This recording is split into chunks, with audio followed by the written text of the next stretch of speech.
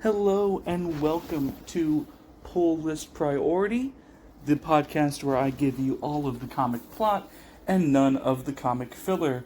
I'm your host, Adam J., and this is issue number 2 of the podcast. Issue number 1, I've had a few people listen to it. I'm very grateful for everyone who has listened to the podcast, both on Spotify and on YouTube, where we are now on YouTube under the name Pull List Priority. You can find all of our episodes on YouTube. They'll be on Spotify first, and then they'll be on YouTube on the same day, but just a little bit later than they went up on Spotify. So, that's all the housekeeping out of the way. For today's issue, we've got a lot of comics that I want us to cover. A lot that I read in preparation for today's episode. So we've got, last week we covered Superman in 1938. This week we're covering Superman in 1939, the debut of Batman, the debut of the Human Torch, but not the Fantastic Four Human Torch, and the debut of Namor the Submariner, with also the release of Superman's first solo series. So just to run down all of the comics that we're covering, that is Action Comics number 13, 14, and 17. That's our Superman story for this week. Detective Comics 27 and 33. 27 is the first Batman story. 33, we're just going to be covering the origin part of Batman's story. Marvel Comics number 1, and then Marvel Mystery Comics number 2 and 3. Mystery Comics sort of took over the numbering from Marvel Comics number 1, but that's where we will meet Namor and the Human Torch. And then Superman issue number 1, the first issue of his solo series, we'll briefly talk about, but we'll go over why we won't be reading that one. So, we start with Action Comics issue number 13. Something I'm going to try to do with every episode is I'm going to try to talk about who the writers were, who the pencilers were, who the inkers were, and who the editors were. So with issue number 13, we have our Superman story beginning with now Jerry Siegel and Joe Shuster are now the credited creators of the episode. Jerry Siegel was the writer of this, and the penciler Joe Shuster worked as both a penciler and inker on this project, with Paul Cassidy also contributing as a penciler, and Vincent Sullivan, who was the editor-in-chief of what would become DC Comics. He was actually and the person who convinced DC Comics to purchase Superman from Siegel and Shuster, and so he was the editor for the Superman stories in Action Comics. So we open with issue 13 with Clark, who is still working for the Daily Star, not the Daily Planet. He's driving it says he's driving in a cab.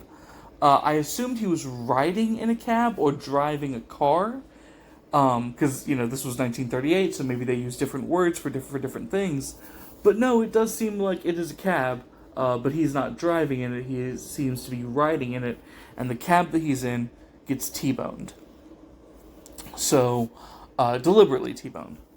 So the man who's driving the car that hits Clark's car comes out and says he's part of the Cab Protective League, and they're sort of a racket, if you will, who are offering protection to cab companies if they pay them, and they take out the cars of cab companies that don't pay. So Clark decides to investigate the Cab Protective League as Superman, and when he follows some trails and hears the Cab Protective League trying to force another man to join them. Superman comes in, the man threatens to shoot Superman, and Superman destroys the gun. The man runs at Superman, and Superman puts his elbow out. At least this is how it's described. And the man runs into Superman's elbow. Superman doesn't knock him out, the man knocks himself out on Superman's elbow. So I thought that was pretty funny. So Superman takes the racketeer, as I have written in my notes, and leaves with him. So Superman's going through the air, and as he's leaping through the air, the racketeer tries to stab Superman. But obviously you can't stab Superman. But it does sort of make him slam into a wall, and he drops the man, and the man falls to his death. So the Cat Protective League see this. They assume that Pete was the racketeer's name. They see Pete fall to his death, and they just assume he committed suicide. So that's always interesting. The Cat Protective League tries to extort Carlisle, the man from earlier, again, but Carlisle threatens to call the police. So the Cat Protective League decide to go after him. So Superman stops their car. You know, they're chasing after Carlisle. Mm-hmm. Superman stops their car, and they say, "Who are you?" And Superman responds with, "Someone who dislikes you thoroughly." And I thought that was a great line. They try to shoot Superman. Nothing happens, obviously.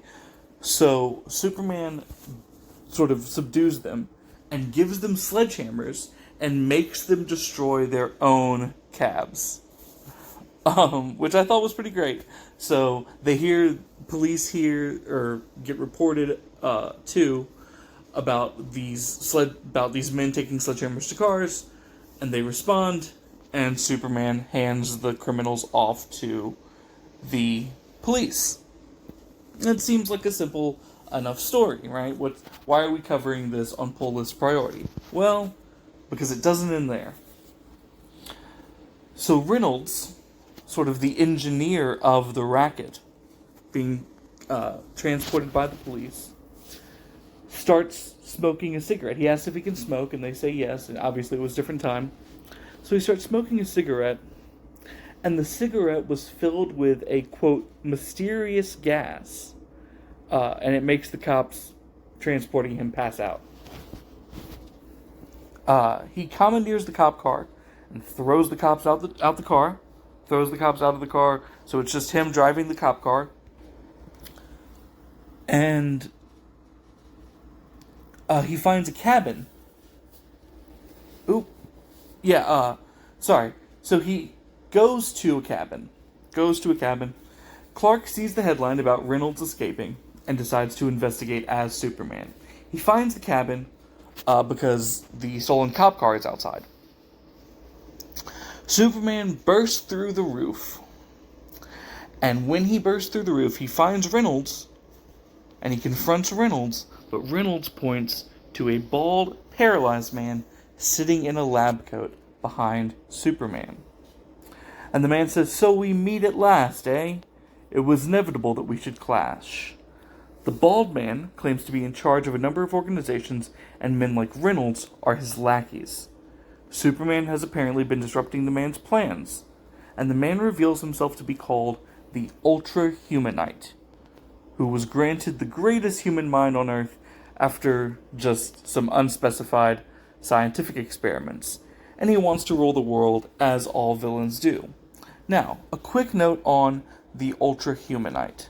So, this is technically the first appearance of a character named the Ultra-Humanite in DC Comics. If you even go to the DC Comics wiki and to the Wikipedia page, everything says that Action Comics number 13 is the debut of the Ultra-Humanite. However, the Ultra-Humanite, as most people know him, is not just a dude. He's not just a human. He's a monkey in general, usually. Well, let me specify. He's a gorilla in most incarnations of the Ultra-Humanite. So this is very different from the Ultra-Humanite that we will later see in comics, but this is the first appearance, technically, of the Ultra-Humanite. So he's just a bald, paralyzed, really smart guy. Superman runs at the Ultrahumanite, but it says he stumbles into a sheet of flame, and then the next panel, one of the Ultrahumanite's lackeys says that, oh, it was smart that you electrified the doorway. So it wasn't really fire, but he ran and was electrocuted, or ran into electricity that was running through the door, preventing him from getting in. But it did knock him out. It did knock him unconscious. So Reynolds because the Ultrahumanite can't do it, Reynolds ties the unconscious Superman to a wooden plank and runs that plank into a table saw, right? We've all seen that happen before, right? It's usually like tying someone to a log and then running that log through a table saw. Well, they're doing that just with a plank of wood and Superman on top. But that's not going to work, obviously. The table saw breaks when it reaches Superman. And one of the saw blade fragments actually breaks off and catches Reynolds in the neck, and it kills him. The Ultrahumanite summons more lackeys to rescue him from the cabin, and as they're taking him away, they set the cabin on fire. Ultrahumanite has a personally designed airplane, and you should really look this up because it just looks like a car with wings. But it's his personally designed airplane, and he uses it to escape. Interestingly, Superman escapes the burning cabin, but he says, that was almost the end of me. So that's very interesting because we think of Superman as only really having like two weaknesses in contemporary Superman stories, right? Typically magic and kryptonite. But I think it would have been interesting if he continued to have a weakness of something like fire, something more traditional that is more common, and it would have been a fun weakness. It makes me think of Bruce Willis's character in the movie Unbreakable, how his weakness was water, right? So it could be something similar. So I just thought that was interesting. Superman destroys the Ultrahumanite's plane. He sees it and he takes it down.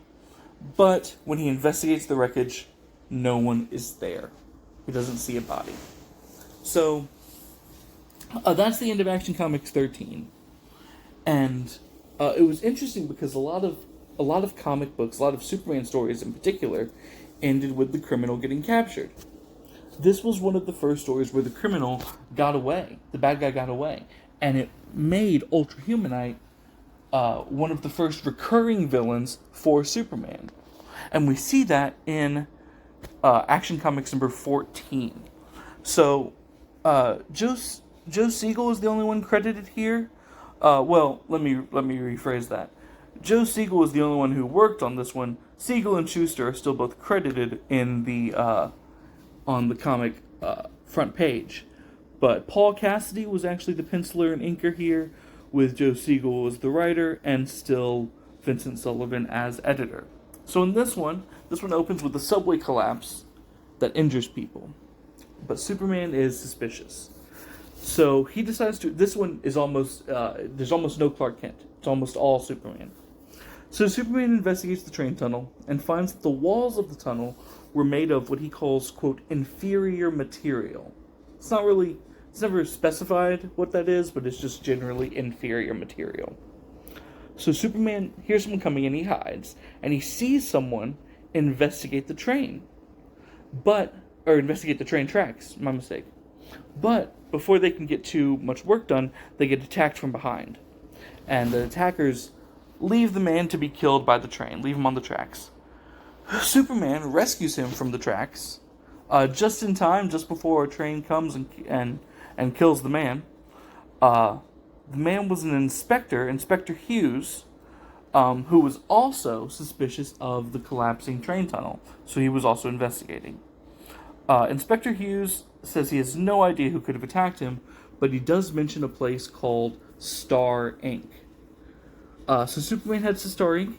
and he's like hanging on window ledges and climbing on windowsills, scaling the building, but he can't fly yet. He can just jump really high, so he has to hold himself up.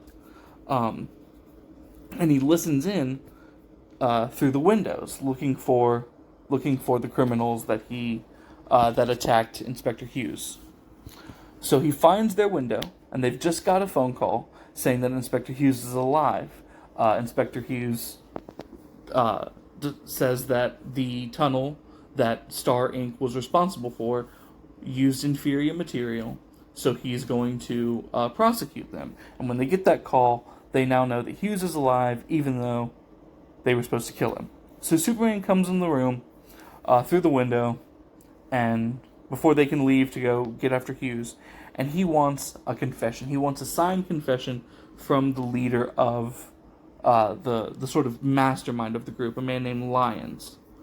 So Superman takes Lyons and holds him out the window and tells him to confess. And the man agrees. But the other two men in the room shove Superman out of the window while he's holding Lyons out the window. They both reach the ground. Superman brings Lyons back to his office, but all the criminals have run away. Superman makes Lyons write and sign a confession and then keeps him there. He then goes to the top of the building and looks for the other criminals. And while he's on the top of the building, he sees them run out of the building and run to a car. But inside the car, one of them hits a button. Oh, and Superman chases after the car. And while they're inside the car, the two criminals, one of them hits a button that makes the car become invisible. So Superman sees this, and he immediately knows that there's someone smarter behind this whole operation. So he follows the tracks of the car to this old shed on the side of the road. Can't see the car, but he can still see the car's tracks, so that's how he follows it. He bursts into the shed, but as soon as he bursts through the door, the floor opens up and swallows him. He falls into a machine that encases him in crystal. And underneath the cabin, underneath the shed, in this machine, while Superman is in this machine that's encasing him in crystal, the two criminals that Superman saw from the top of the building roll in the Ultra Humanite, and he can now observe his plan come to fruition. He explains that he escaped the airplane via parachute, and the most ridiculous thing happens in this comic. So if you've ever seen, I don't know which Fast and the Furious movie it is, but there's a Fast and the Furious movie where The Rock is in the hospital, and he has a cast on his arm. And he sees like some news report of something that he has to go take care of. And he flexes his arm, and the cast like breaks off of his arm. I think it's the funniest scene of any movie. And that's what happens in this comic. Superman flexes, and the crystal shatters, and the crystal bursts, and Superman's able to escape. He goes after the Ultra Humanite, but the Ultra Humanite sort of escapes in this like pod that sort of takes him and his chair out, because he's in a wheelchair.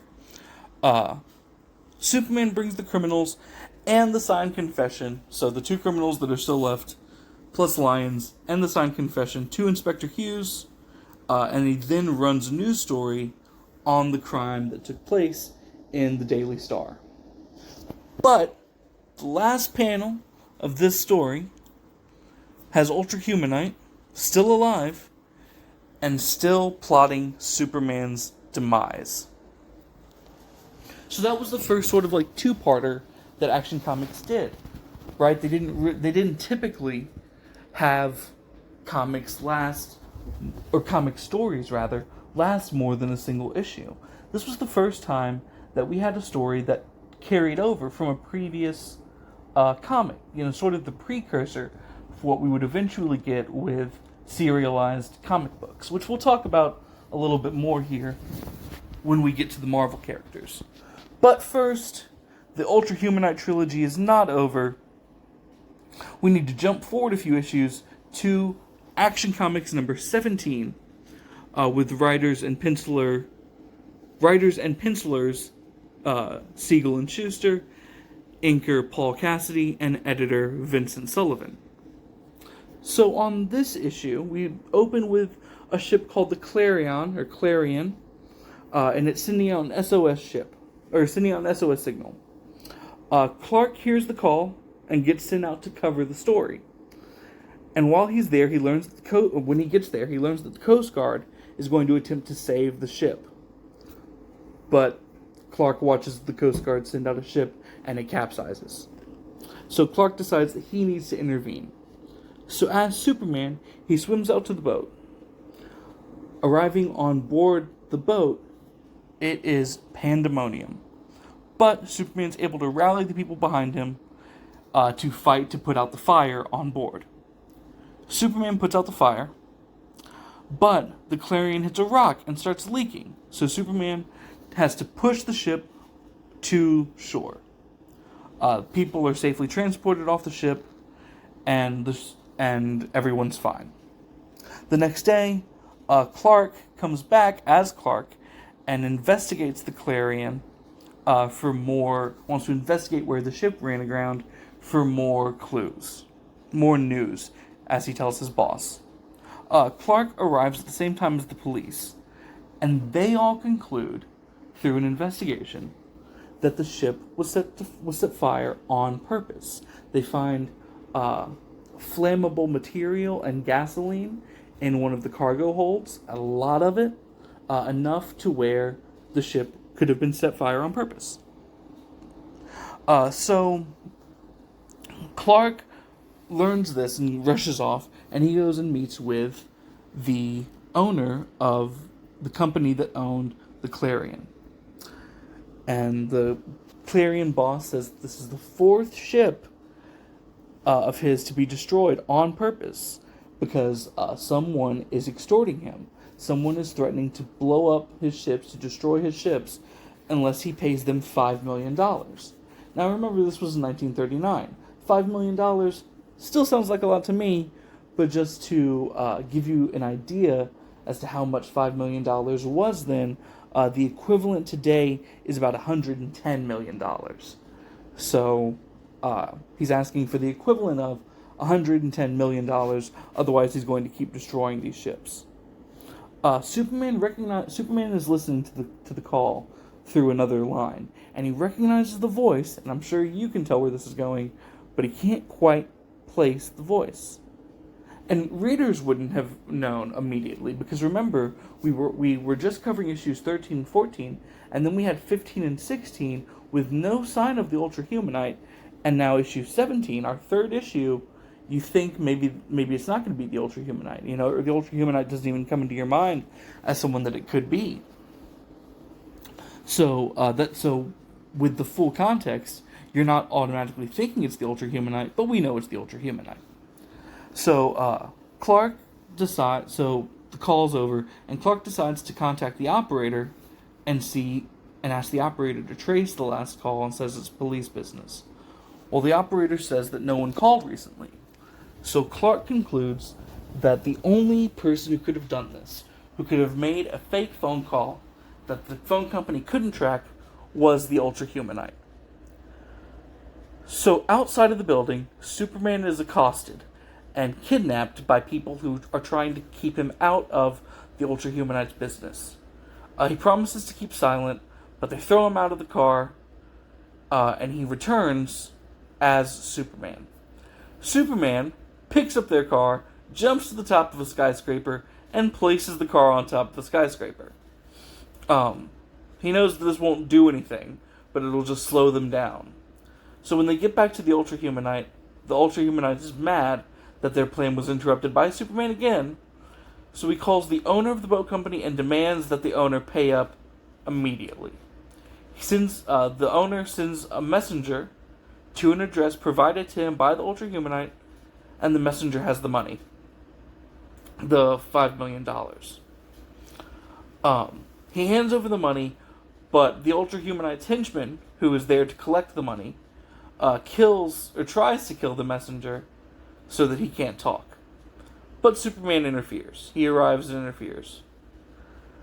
The Ultrahumanite is there at the location, but when he pulls out a gun and calls it an acid gun, and he warns Clark not to take a step further.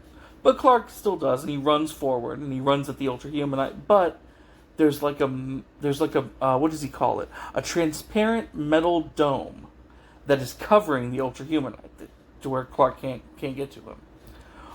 Well, Superman breaks through it anyway, but when he does, he reaches for the Ultra Humanite, and the Ultra Humanite is just a projection. He's not really there. The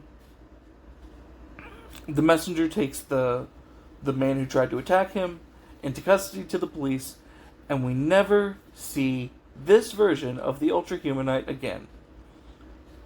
Presumably he died of old age or something, because we never saw him again. This is it.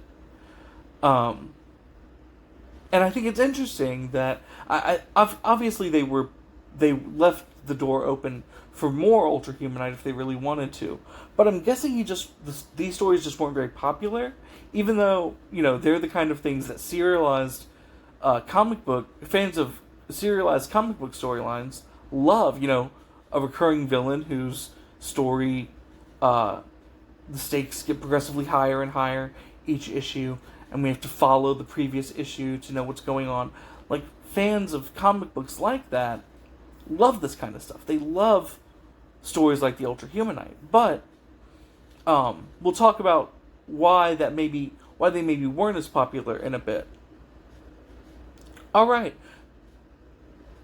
So we're going to shift gears now, and we're going to look at Detective Comics. Detective Comics and their golden goose. While Action Comics had Superman, Detective Comics had Batman.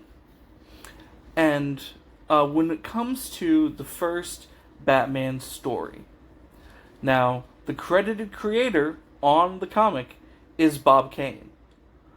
But we all know, if you're familiar at all with comic books, we're all familiar with how much Bill Finger had a hand in the design of Batman, and how integral he was to the creation of Batman as we know him today.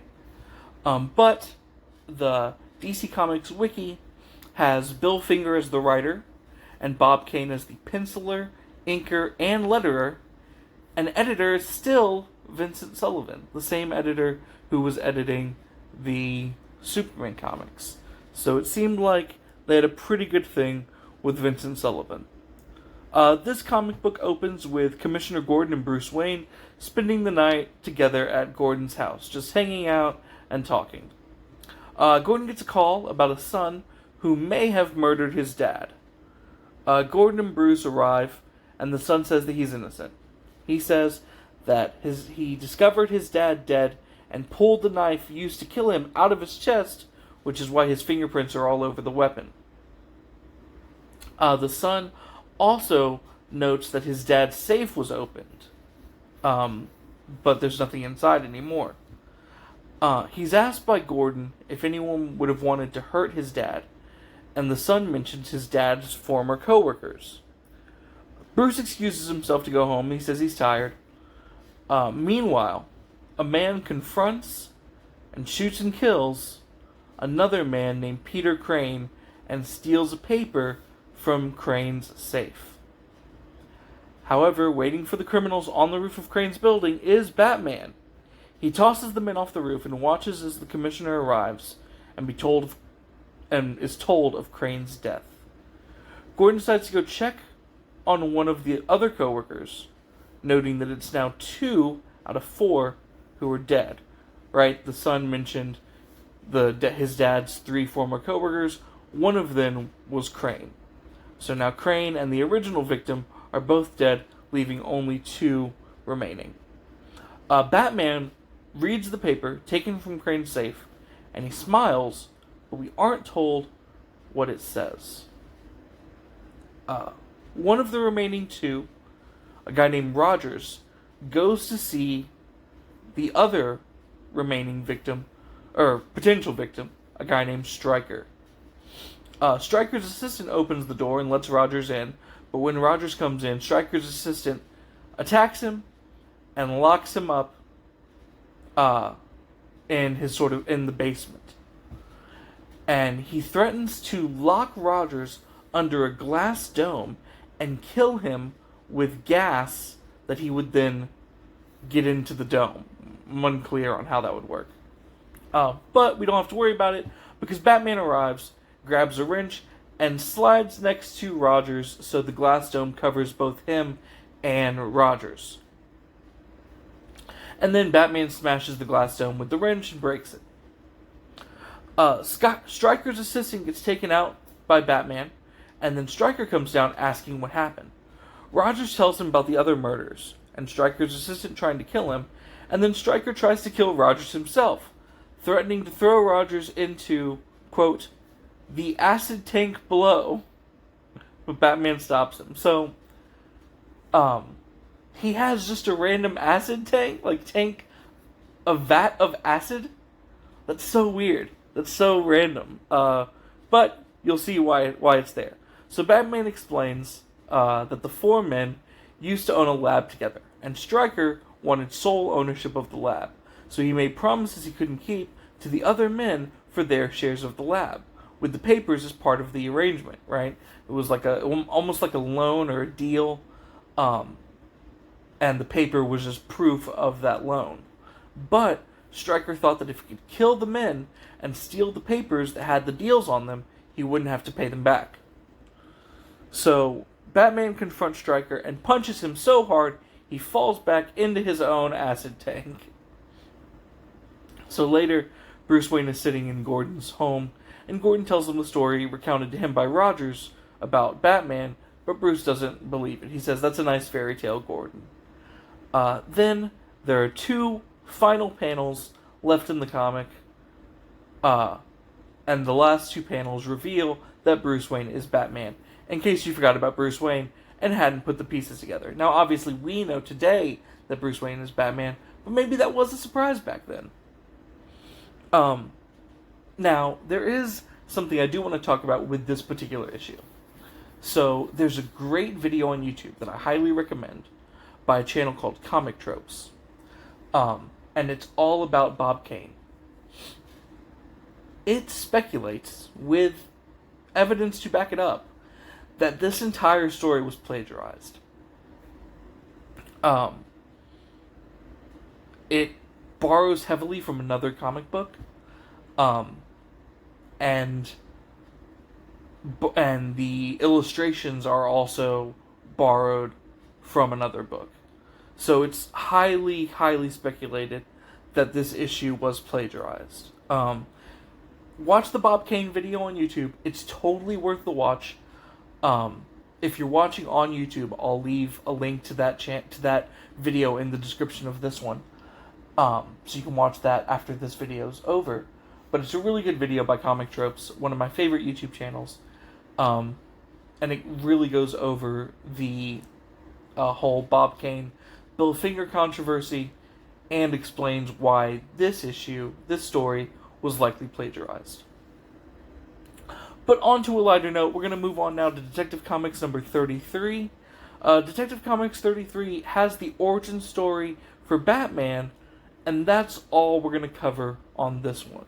So the credited writers for this, on the DC Wiki, are Bill Finger and Gardner Fox, with Bob Kane as a penciler, Sheldon Moldoff as also a penciler and a letterer, Bob Kane as the inker, and Vincent Sullivan as the editor. So, short one, this one. 15 years ago, Thomas Wayne and his unnamed wife. It really says Thomas Wayne and his wife. They don't give her a name, so she's not named Martha yet. Thomas Wayne and his unnamed wife were walking home from the movies when they were shot and killed in an attempted mugging. A guy comes up to them and wants Thomas Wayne's wife's necklace. Thomas Wayne tries to stop him. He shoots Thomas, and then he shoots his wife, and that's it. Bruce then decides to train as a master scientist and to get his body into peak physical condition. He was left with a ton of money, and he just needed a new name to sort of a persona to adopt when he was going to fight crime. And he says he wants it to be a creature of the night that strikes terror in the hearts of criminals. And then a bat flies through the window, and he says, "That's the answer." And that's really the end. That's all we get for that issue as an origin of Batman, right? We all know Batman's origin story. There's not a lot to tell. But that's all we get for Batman's origin. So now we're going to move to Marvel Comics. Now, Marvel Comics start serialized. They, especially Namor, which we'll talk about when we get to those. But Namor's stories directly follow the previous story. I learned that this while reading these comics. I've only read 3 Marvel comics so far, but each Namor story followed the previous one. But we'll start with the Human Torch, then we'll talk about Namor, and then we'll get to Superman. So, Marvel Comics number 1, the story titled The Human Torch, was written, penciled, inked, and lettered by Carl Burgos, and the editor was Martin Goodman. Dr. Horton has assembled some friends in the scientific community and wants to tell his friends about his latest scientific achievement, the Human Torch, an android who bursts into flame whenever he makes contact with oxygen. One of his friends goes to the press about Horton's design, and Horton's phone starts ringing off the hook. He demonstrates the Human Torch to the Scientists Guild, and they want the torch destroyed. But Horton agrees to a compromise. He will entomb the Human Torch in cement until Horton can construct a device to control the torch. But there was an air leak, and slowly air seeped into the capsule containing the Human Torch, and the Human Torch's tomb explodes, and the torch escapes out of it. Some firemen see him and try to put him out, but that doesn't work, obviously. The Human Torch finds a pool behind some metal bars, so he melts the metal bars and jumps into the pool. Inside the house, 2 men, Sardo and Red, see the Human Torch.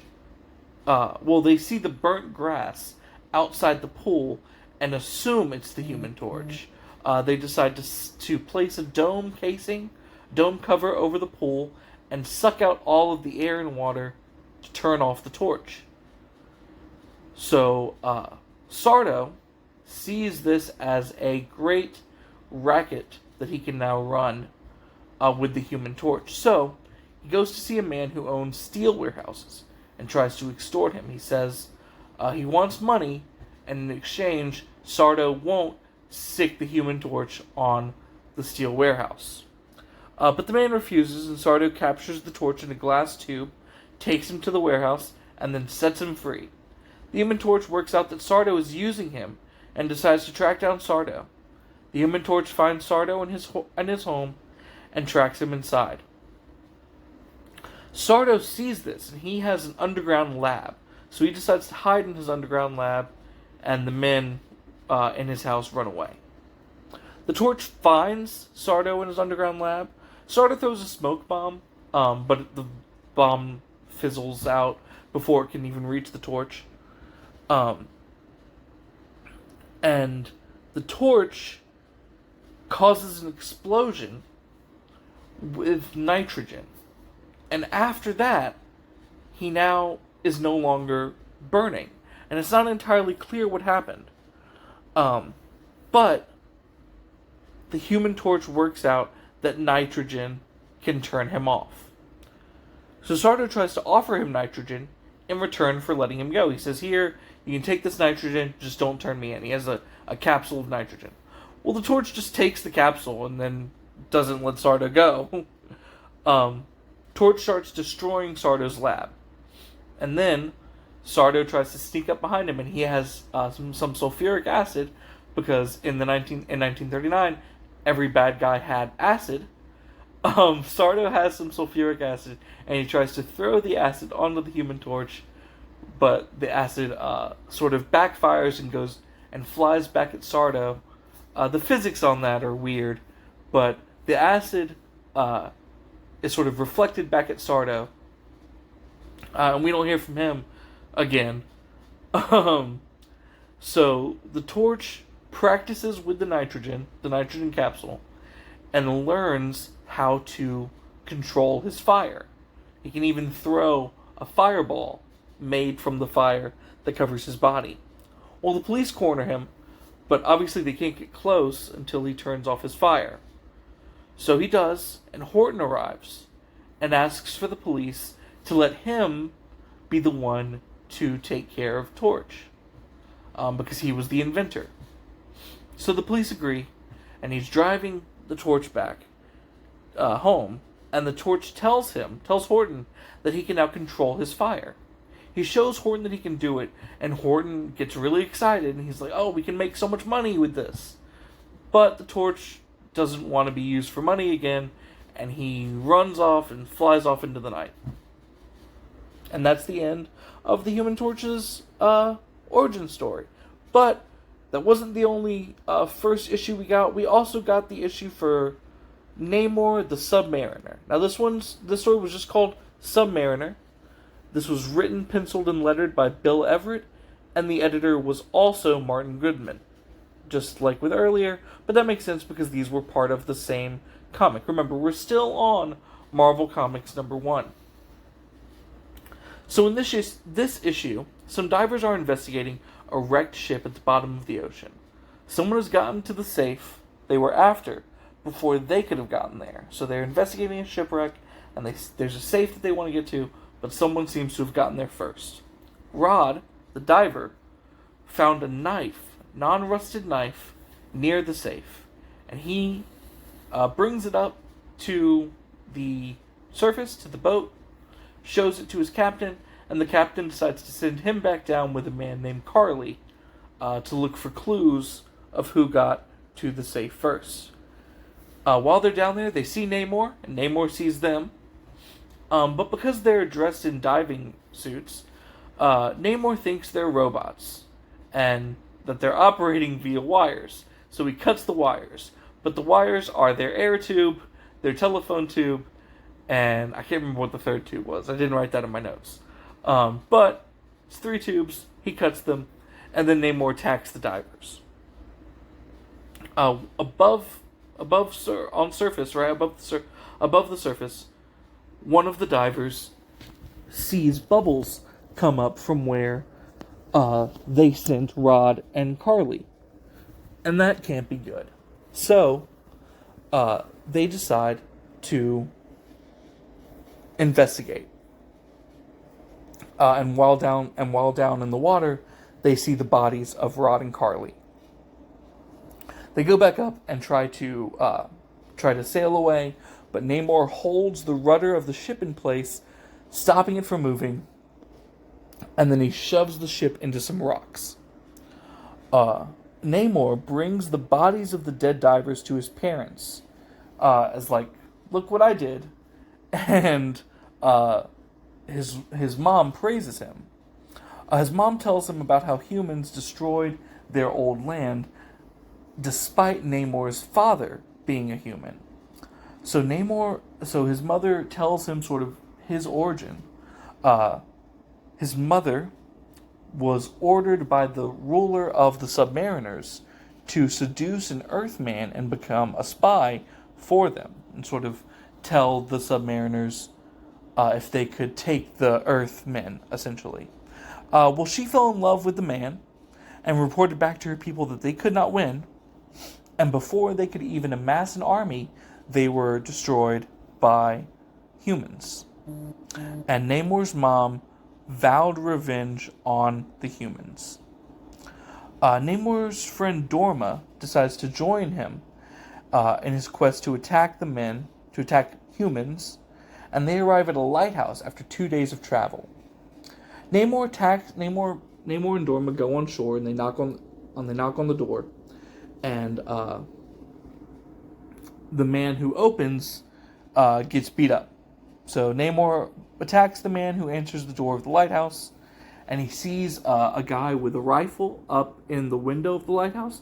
He jumps up and deals with the man in the window. He then jumps up again and jumps to like the top of the lighthouse. Namor can't fly, but he does have wings on his feet, and it makes he's able to jump very high, and we'll see that We'll see how high he can jump later in another issue. But he smashes the lighthouse light, and he carries Dorma up into the air as he jumps to a plane and throws the pilot out of the plane. So he's carrying Dorma in one arm. He jumps up and reaches a plane. And he throws the pilot out of the plane, puts Dorma in the plane, and tells her to go crash it and then return home and find him. And then he leaps into the water. And that's the end of the Submariner. And I thought, okay, great. I know issue number 2, he attacks New York, but that just seems like filler, so I'll just skip that. So I looked at issue number 2. There are 2 stories. There's Attack on New York by Bill Everett, which is the Namor story, and Murder at the Racetrack, which is the Human Torch story. I looked at summaries of both of them, and I said, you know what? Neither of those really seem like plot. They both seem like filler, especially the Human Torch story. So I decided to skip that one. And I skipped Marvel Mystery Comics issue number 2. But for Marvel Mystery Comics issue number 3, I saw that, again, I looked at the Human Torch's story, which is The Menace from Mars. It's not really a super important story. It seems like more filler. But I knew Namor's story wasn't filler. Namor's story is called Enter Betty Dean. It was written by the same guy, but going by William Blake Everett for this issue, and edited by Martin Goodman. So Betty Dean becomes the sort of Lois Lane to Namor's Superman. And I knew that going into this. So I knew that I had to read Betty Dean's story. And the story begins with the chief of police discussing what to do about Namor after he attacked New York City. And that was when I realized, oh, these stories are serialized.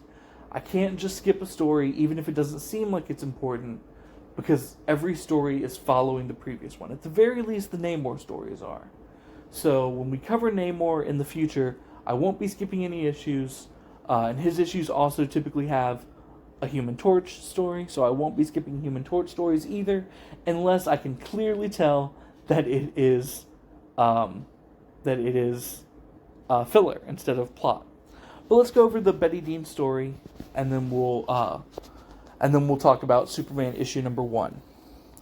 So the chief of police, like I said, is discussing what to do about Namor. He decides to lure Namor out with a female cop named Betty Dean. In issue number 2, Namor tried to save a woman, so they think that he has a weak spot for women. So they give him, they assign a cop named Betty Dean to the assignment of pretending to drown when she sees Namor, and then from there somehow capture him. They're very vague on the details. They're like, oh, well, you're a creative girl, you can figure it out. So they don't really tell her specifically what to do. They just say, when you see him, pretend to drown, and then capture him. So a week later, she's working her beat, and she sees Namor. She's like, okay, this is my moment. So she jumps in the water and calls out, help, help. And it works. Namor saves her. But Betty tries to subdue Namor. She takes out a gun and points it to his head and tells him to come with her. But Namor quickly dispatches the gun, and he sees a bombing in the water, and he needs to investigate it. So he takes Betty, puts her on this buoy out in the middle of the water, and tells her to swim off to shore. He points to an island in the distance and tells her to swim there.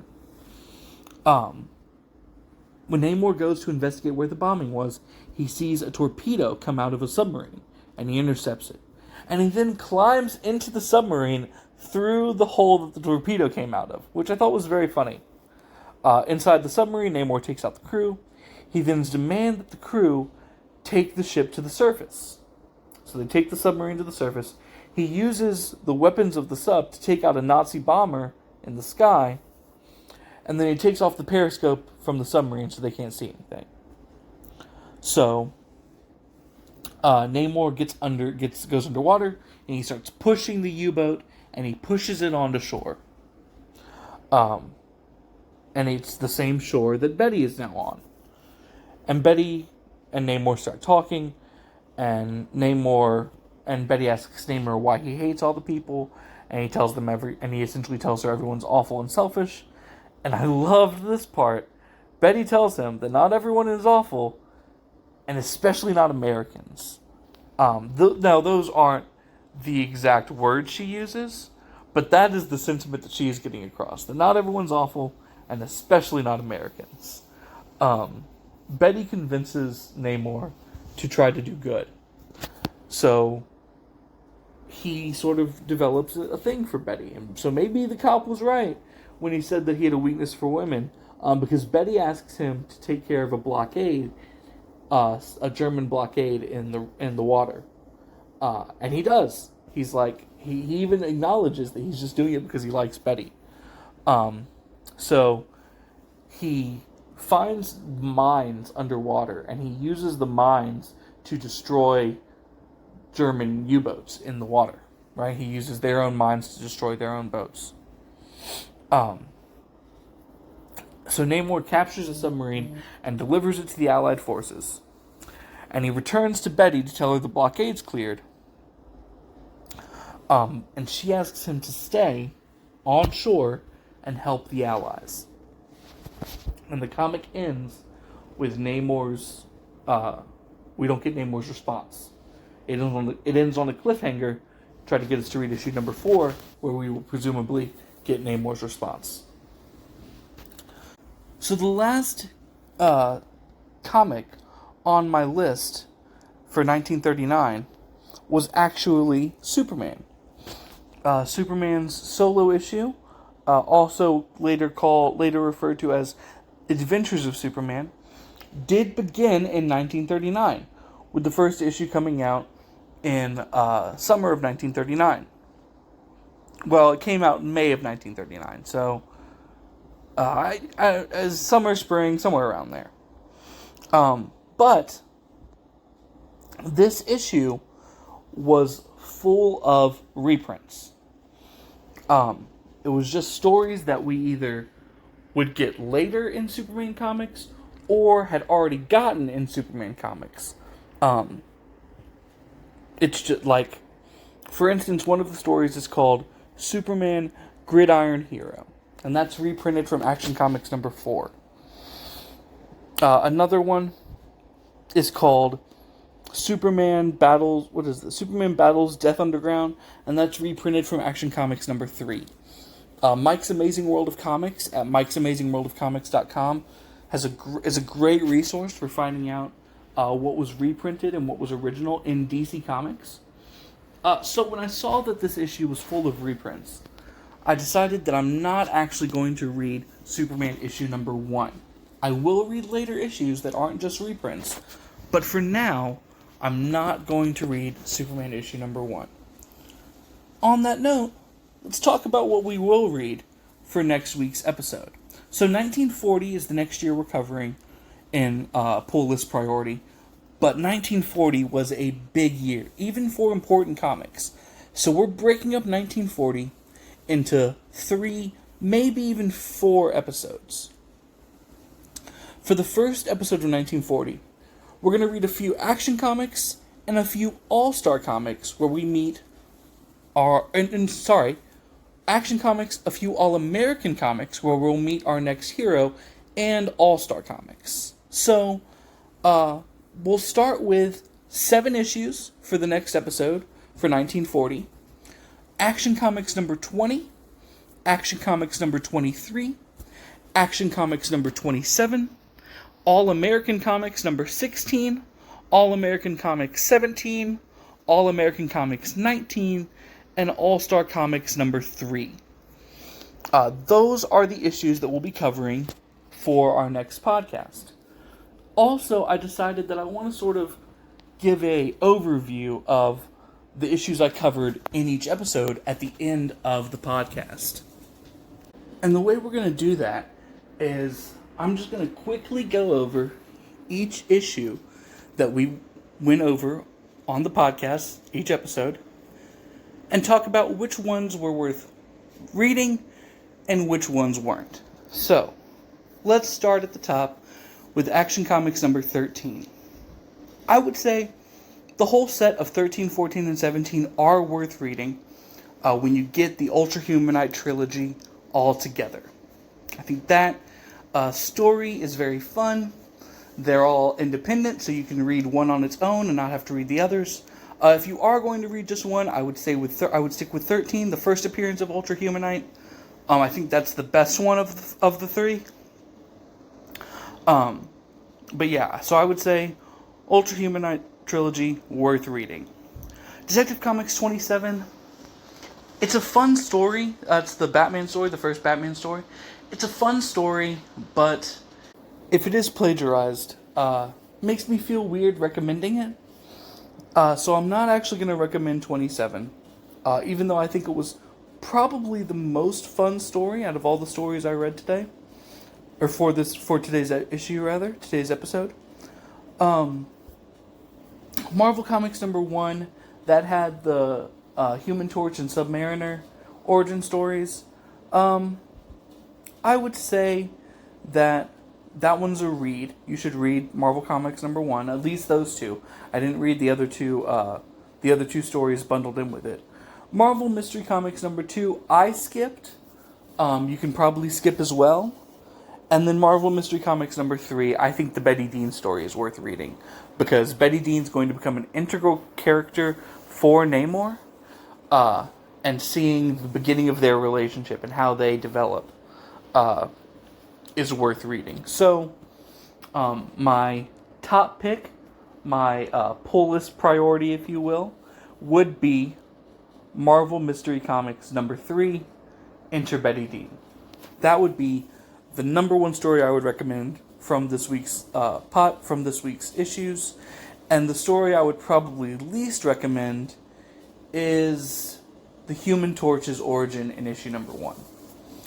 It's a fun story, but a lot of it seems to come out of nowhere. There aren't a lot of good transitions between scenes. It's lacking some solid transitions.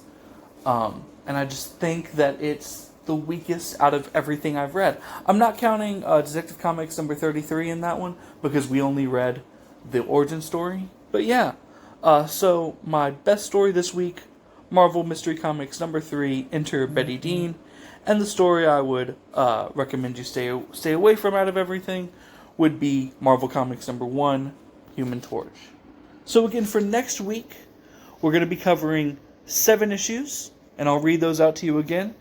Action Comics number 20, Action Comics number 23, Action Comics number 27, All-American Comics number 16, All-American Comics number 17, All-American Comics number 19, and All-Star Comics number 3.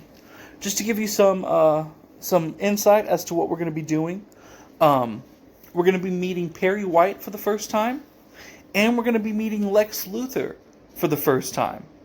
2 of those 3 Action Comics issues have pretty important characters. We're also going to be meeting the original Green Lantern, Alan Scott, and we'll be meeting the original Justice Society of America in All-Star Comics number 3. So, a lot to look forward to. A lot happening in the next issue. Just to give you a future update as to what else we'll be covering in the year of 1940. Like I said, it's probably going to be broken up into 4 episodes. The more I look at my schedule, issue number 4 of the podcast will probably cover Batman and his solo series numbers 1 through 4, Detective Comics 38, 36, and 40. Flash Comics number 1, 3, 10, and 12. Human Torch got his own comic, and we'll look at that. And that'll probably be the end of issue number 4. Issue 5 will just be covering Marvel Mystery Comics. And more fun comics, also from DC Comics. And then issue number 6 We'll cover the 2 issues of Superman's standalone comic, and we'll get into some Wiz Comics, which was the first appearance of Captain Marvel. So we've got the next few issues all planned out. Oh, if you want to read some of those comics, Marvel Mystery Comics will be covering issues 4 through 10. More Fun Comics will be 52, 53, 55, 56, and 60. Superman will be reading numbers 4 and 7, and Wiz Comics 2, 3, and 4. So that's every comic that we'll be reading in the year of 1940, which we will begin covering on next week's podcast. Again, if you want to read along with next week's podcast, it's Action Comics issues 20, 23, and 27, All American Comics 16, 17, and 19, and All Star Comics number 3. So that's it for this week. Oh, one more thing before I sign off. If you are following on Spotify, this podcast is also available on YouTube, and vice versa. If you're listening on YouTube, you can follow this podcast on Spotify. We are under the name Pull List Priority on both. You can also follow me on Twitter. That is currently the only form of social media that I'm using for this podcast, or any form of contact. So you can find me at Pull Priority Pod on Twitter. Until next week, I hope you've enjoyed, and keep reading comics.